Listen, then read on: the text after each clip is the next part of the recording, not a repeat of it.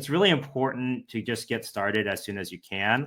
Because if you think about it, if you want to replace your income, your W-2 income, you want to have financial freedom, it usually takes a couple rentals for that, like 4 or 5 rentals, because each property that I buy is, anywhere from 1,500 to 2,500 up to 4,000 per month in net cash flow after expenses.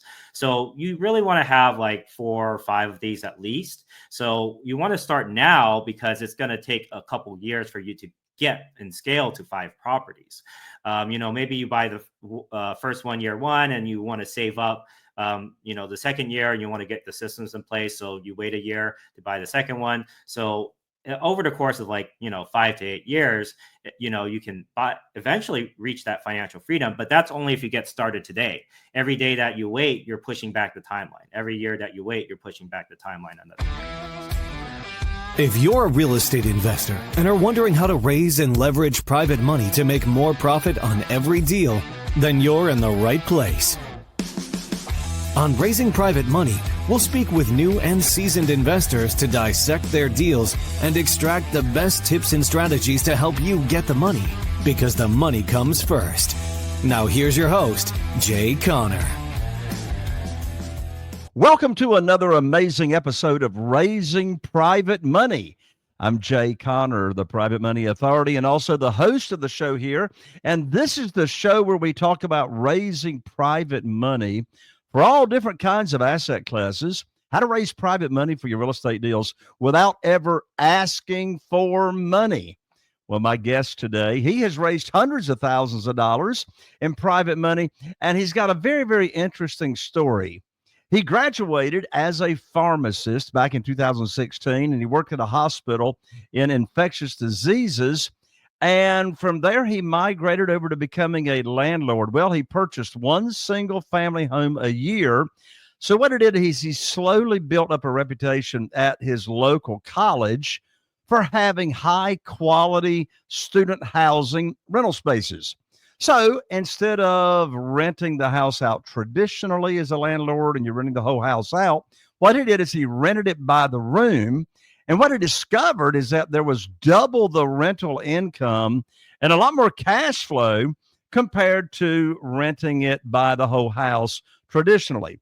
Well, by the age of 28, he became a millionaire and was earning multiple 6 figures in rental income using the student rental process. Well, he teaches others how to do this very same thing. He teaches what he calls his room hacking system, and he figures out neighborhoods with great cash flow, renovating to increase the maximum rental space. And he teaches how to find high quality tenants and managing properties with his very own unique systems. Well, I'm so excited to have as my guest, and you're going to meet Mr. Ryan Chaw right after this.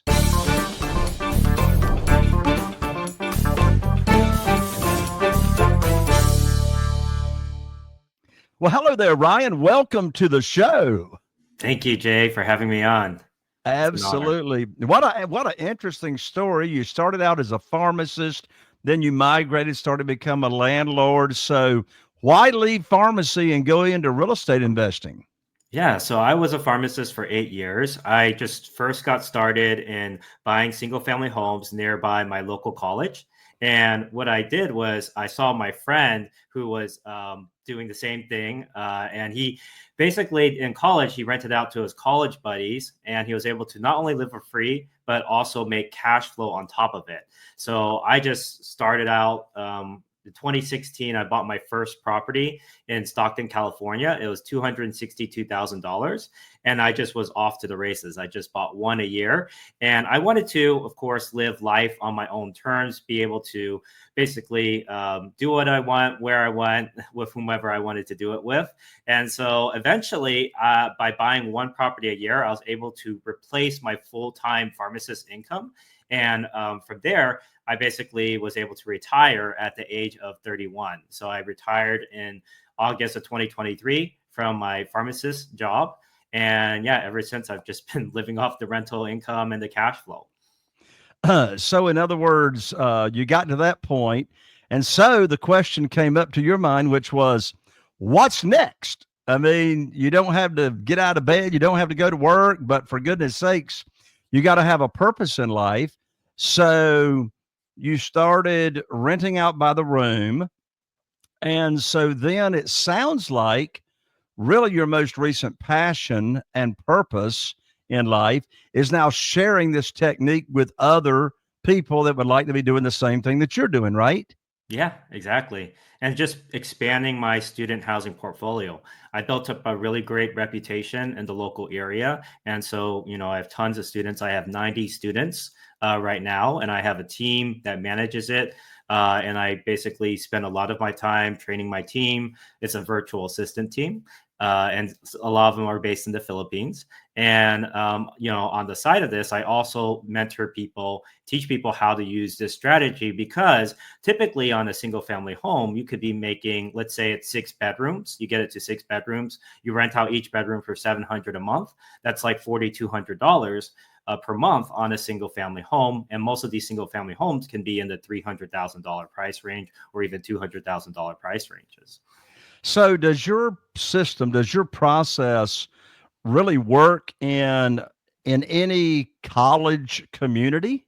Yeah, I actually have 3 or 4 different cities that I invest in. I'm in Sacramento, Stockton, California, and Huntsville, Alabama, and I'm also in Cleveland, Ohio.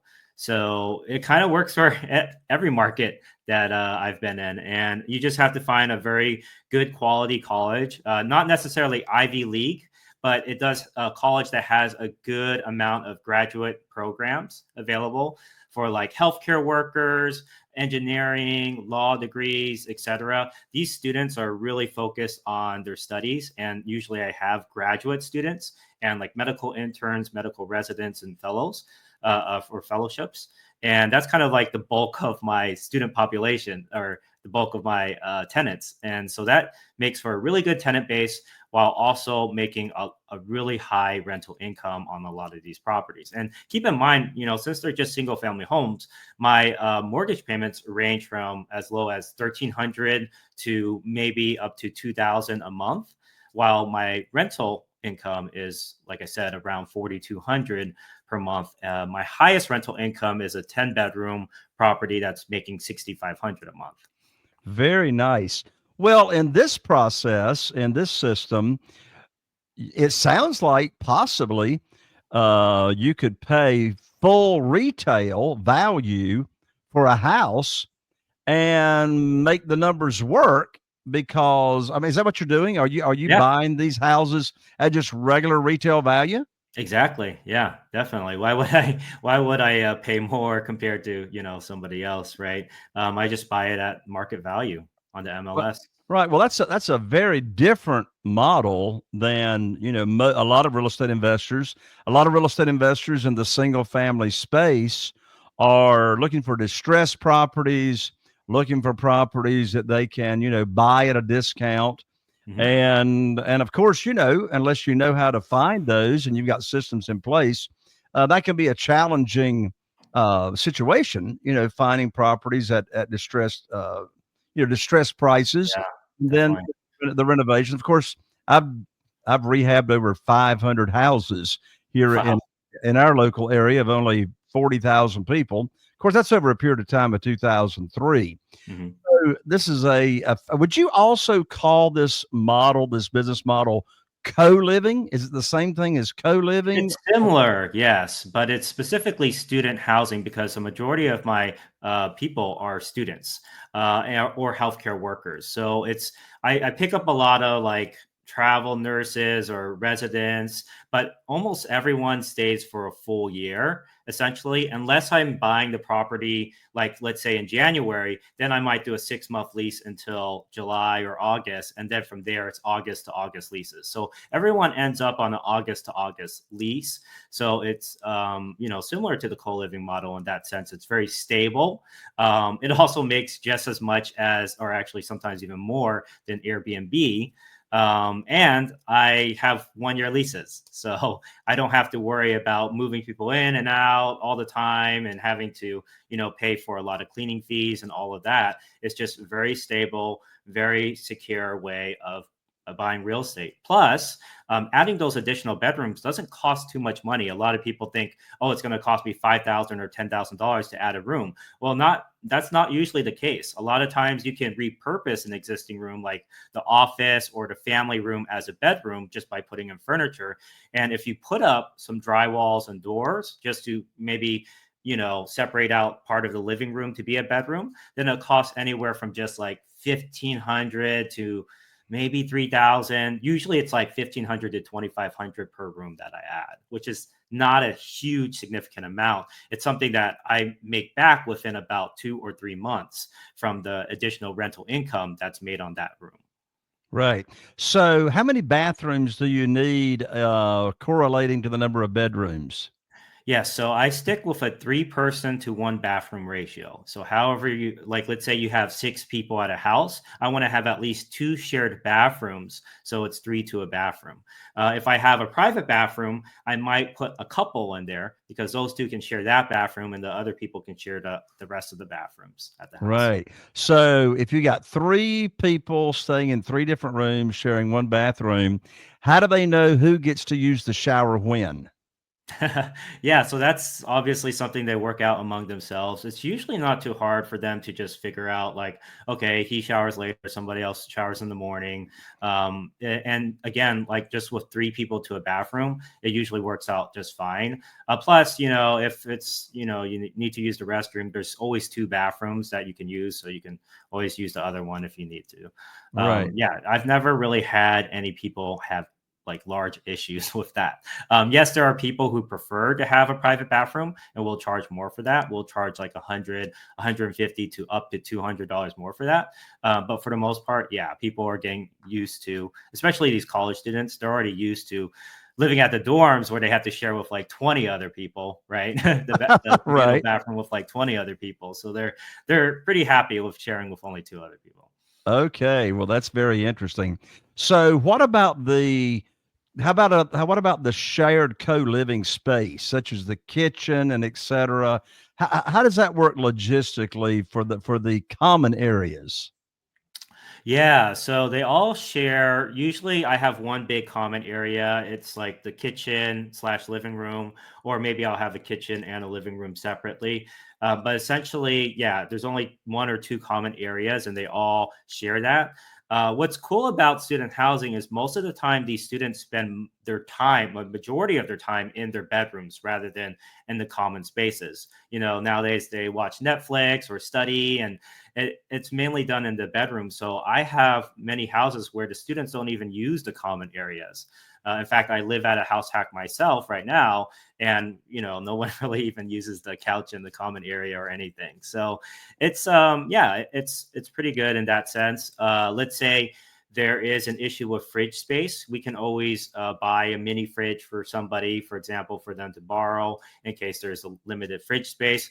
There's certain things we do too, like we call it the purge, where every like probably twice a year, I would say, we have the students all label their food and then we purge any unlabeled food. And a lot of times, there's food that people forgot about maybe, right? So doing the purge at least twice a year usually, resolves that problem. Right. Now, as far as the individual rooms go for these college students, do you furnish the rooms or they got to furnish their own rooms? I do furnish the rooms, yes. Luckily, it's all tax deductible, of course, but I do furnish with pretty good furniture. I buy from Amazon, Walmart, Target. I think they have very decent furniture for sure, or Home Depot, of course. All right. So, what goes in a room? What do you furnish it with? Yeah, I have a bed, mattress. I have a study desk. I have a chair, like a study chair, a nightstand, and drawers for the clothes, and some sort of closet. It could be either a standing closet or a closet that was already built in. Okay. So, let's talk about the money on this business model. On average, if you're contrast for me, on average, if you're renting a property out as a traditional rental, you're renting the whole house Right. out versus you're renting it out by the room. I mean, is that double? Is that triple? I mean, on It could average, be how much double or more? triple. Yeah. So usually I would say rents in the areas that I invest in are anywhere between like 1,500 to 2,500, maybe maximum 2,800. But yeah, generally the houses that I buy for the sizes and everything, they're around that. But by renting out by the room, 700 per room times 6 bedrooms, it's it's more like $4,200, and Right. that's kind of just for 6 bedrooms. I have gone up to 10 bedrooms at a house, and eventually I might split that into a duplex if it's that big. And so that can go all the way up to like $6,500 for 10 bedrooms, like 5 bedrooms Right. each side of the duplex. Right. Mhm. So, in layman terms, easy to understand terms, of course, you've got more cost, you've got more overhead. Of course, you're paying the utilities, Mhm. and you're paying the water, you're paying sewer, you're paying electricity or gas. Oh, Um, actually, sorry. The tenants pay all utilities, all the so, utilities, except so for the landscaping. so the so the rental of 700 per month does not include utilities. Correct. So, how do you figure out how to charge for utilities? Yeah, so I basically add up the electric, gas, water, garbage, internet, and I just divide that by however many students there are. So if there's like 6 students, I'll divide by 6, and then they'll each pay a portion of it. So usually it ends up being around anywhere from $40 to maybe on my other like the houses that use a lot of energy will be maybe more like $100 a month. But that's pretty much it. And parking is free, washer dryer is free, so it's definitely a lot cheaper compared to a lot of the apartments and a lot of the on-campus housing. Like Right. on-campus housing and apartments, they usually charge like 1,000 or more, right? And I'm charging half of that, or well, like Right. 700. Yeah, so it's Right. a lot cheaper for sure. Yeah. So, are the utility bills different every month? Yeah, yeah. Hmm. Because you're passing on to them actually what the cost is. Correct. So I have a bookkeeper. He works for us part time, Philippines. I pay him 1,200 a month, and he does all the bookkeeping for the utilities. So he'll download all the bills for all 14 of my properties, of my rental properties, and he will divide it evenly and send out the email and everything to the tenants at the end of each month. Okay. So, do you self-manage these properties? Depends on what you call self-managed. So my job nowadays is just training my team, but my team does the management. They do all the operations. All So right. I So, have what somebody who's a full-time who basically does all the marketing and customer service, customer care. And we're thinking of taking on another full-time or either 20 to or 40 hour a week VA as well to help out with the customer service and marketing. But yeah, generally just one full time VA for that and a part time VA for the bookkeeping. I was able to manage 90 tenants. Wow, that's amazing. So, how many virtual assistants do you have that's helping you manage all this? Sure. So I have again one main bookkeeper and then one main full-time VA, and then I have a few other like VAs that post on Facebook. And we give them like 250 a month or 300 a month just to do the Facebook posting and respond to things on Zillow and Facebook messages, etc. So they also get a small commission for every person that signs a lease. So we do have that system in place as well. And then I also have obviously a local boots on the ground person to help with the tours. A lot of times I actually incentivize the students to do the tours though. So I'll pay like $25 for each tour a student gives. And I'll also give them another 25 if they can convince the person that they gave the tour to sign a lease. So ultimately, I tell them you can get $50 potentially for every tour you do. And a lot of students, they jump on that. And, it's a good way to give back and everything too. And then the local boots on the ground manager, she does help with tours, but she also goes through the houses, marks off all the areas that we need to, maintain and fix. And then she also has a handyman crew that can fix all that stuff. Okay, so you have a handyman crew already identified in each of the markets that you're in, right? Yeah. So it's usually like a father son combo a lot of times, believe it or not. Well, the one in Cleveland, she has her husband who's a handyman, and she also has her son in law who's a handyman. So between the three of them, they do all the cleaning, the handiwork for our houses, everything. Same thing in Stockton. I have somebody who also is a father-son crew, and he, does all the handiwork for the son, or sorry, I for the got you. property. Yeah. Right. So is all the marketing to find new tenants, is all that handled and promoted on Facebook? So I have automated systems. So there's a site called Avail, Avail, and I basically post my ad there, and it'll shoot it out to multiple different housing sites. It goes to realtor.com, rent.com, apartments.com is included in that. And what's cool is the Avail will send you email leads to your inbox, and I have a Google App script. It's called Google App Scripts, that basically reads through all the emails, and it'll automatically respond to every single Avail lead. It'll respond with our application form, our Google form. It'll respond with pictures of our houses, our website link, and it will basically automate that whole process for me. That's So I do have a lot amazing. of like back end automation for sites like Avail. I have back end for like ULoop, something called University Loop, which is specifically for students. There's also roomies.com, Zillow.com, obviously. And I'm trying to think about what else. Oh, Furnish Finder. Sometimes if I'm buying a house, before August, I might bring in some travel nurses from Furnish Finder. Wow, that is amazing. How long did it take you to get all these processes in place? Oh, I mean, I built it up like slowly through the years. So it sounds like a lot, but at the beginning, honestly, it was just Facebook groups, like Facebook housing groups is where I advertised. I probably for the first like 4 or 5 years, it was just like that was all I did for marketing. I posted on Facebook group. I got so many leads from it that my houses would be filled within like 3 to 4 weeks. Not even kidding. Nowadays, because I have more tenants and everything, I kind of rely more on referrals, so I don't have to do as much marketing. And then, the automation on the back end kind of does any marketing I need to do. Right, right. So, how do the logistics work? Somebody's interested, they want to apply. So Mhm. now they fill out the application. Mhm. How does the approval process work? And I think you've got your own system, if I Yeah. remember correctly. I think you call it the Prime method Yeah. The prime for method. yeah, Exactly. yeah. How's that work? Yeah, so I can just walk through the prime method to start. So primes is basically the method to find high quality tenants.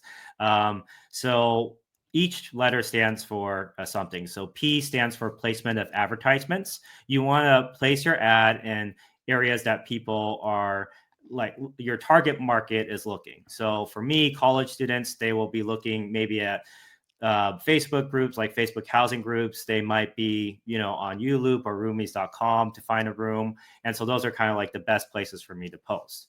R stands for reviewing social media. So if they're contacting me through Facebook, especially, I like to, I allow them, I like to like look through their Facebook profile, make sure they're not smokers, drinkers, loud partiers, that type of thing. So I really kind of I have my VAs nowadays take a look at what type of tenant they are. Let's see. PRI stands for identifying the type of tenant. So is this somebody who's very needy? They seem to be very needy. They're asking for a lot of things before they even move in. And asking us to kind of take care of like everything for them. Uh, that's the type of a tenant, obviously, I try to avoid.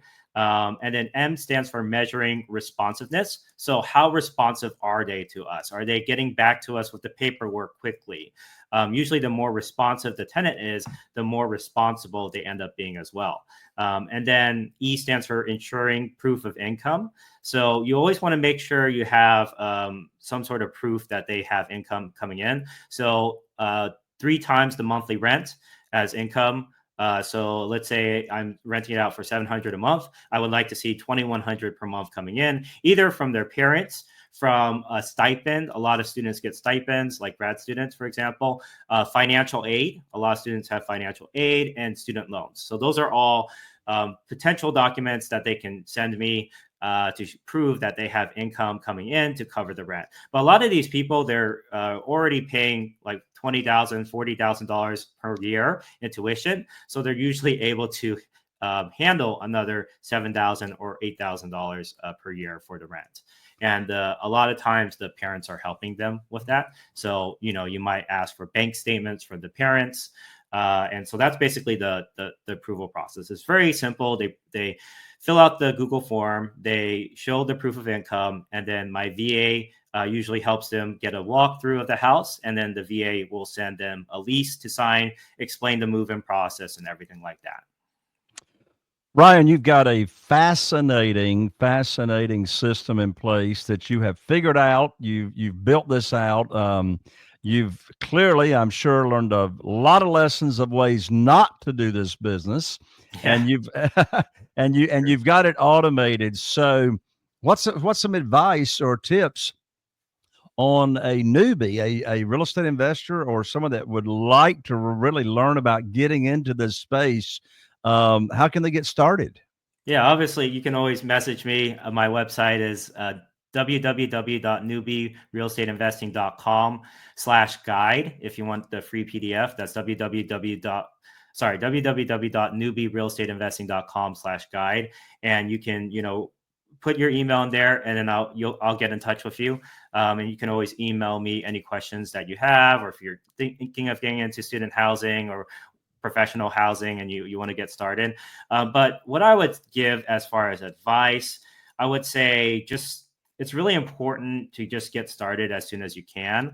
Because if you think about it, if you want to replace your income, your W-2 income, you want to have financial freedom, it usually takes a couple rentals for that, like 4 or 5 rentals, because each property that I buy is, anywhere from $1,500 to $2,500 up to $4,000 per month in net cash flow after expenses.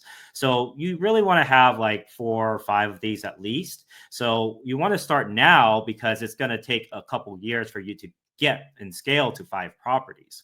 Maybe you buy the first one, year 1, and you want to save up, the second year, and you want to get the systems in place. So you wait a year to buy the second one. So over the course of 5 to 8 years, you can eventually reach that financial freedom, but that's only if you get started today. Every day that you wait, you're pushing back the timeline. Every year that you wait, you're pushing back the timeline another year.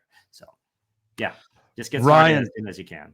Thank you so much for sharing such an interesting strategy and process of investing in real estate.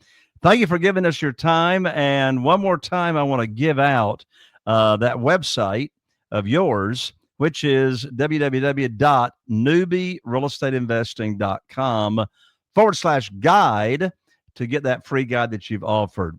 Ryan, thank you so much. Thank you so much, Jay. I appreciate it. Thanks for inviting me on. Absolutely.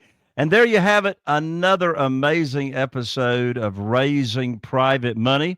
Of course, if you want some funding for these deals, I can help you get some private money as well. That goes without saying. And I need your help. Yes, I need your help. If you're listening to this show, for us to have more amazing guests come here on the show, I need you to help me with liking, sharing, subscribing. Follow me if you're listening on your favorite podcast platform. Give me a 5-star review. And if you happen to be watching on YouTube, be sure and subscribe and click that bell so you don't miss out on any more of the upcoming amazing episodes. I'm Jay Conner, the Private Money Authority, and I'm looking forward to seeing you right here on the next episode of Raising Private Money. Are you feeling inspired by the knowledge you gained in this episode? Then head over to jconner.com/moneyguide. That's jconner.com/moneyguide and download your free guide that shares 7 reasons why private money will skyrocket your real estate investing business right now. Again, that's jconner.com/moneyguide to get your free guide. We'll see you next time on Raising Private Money with Jay Conner.